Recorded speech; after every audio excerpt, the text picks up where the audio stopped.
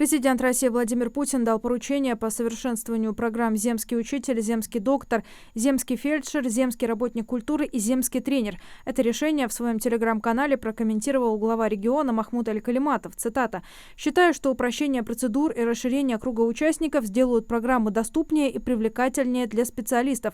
Особенно значимы инициативы главы государства в плане отмены возрастных ограничений, возможность участия молодых кадров, работающих по месту жительства, а также освобождение выплат от налогообложения. Эти меры помогут привлечь и удержать в селах врачей, учителей, тренеров и работников культуры, тех, кто напрямую влияет на качество жизни людей. Для нашей республики это дополнительный шанс укрепить кадровый потенциал и создать для жителей более комфортные условия».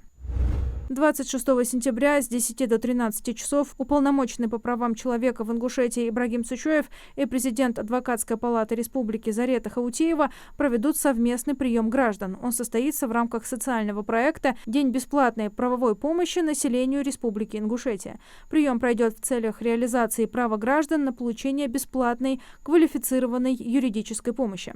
При себе необходимо иметь документ, удостоверяющий личность.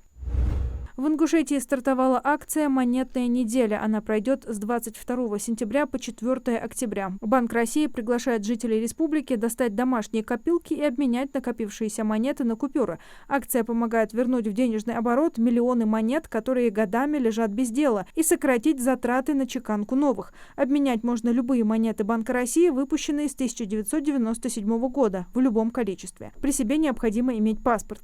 Узнать полный перечень пунктов приема можно на официальном сайте акции. Условия обмена в разных отделениях банков могут незначительно отличаться, поэтому их лучше уточнять заранее. Проекты реставрации Назрановской крепости и храма Тхабаерды номинированы на 8-й международный конкурс «Золотой дрезине», сообщила компания ISM Group в своем телеграм-канале.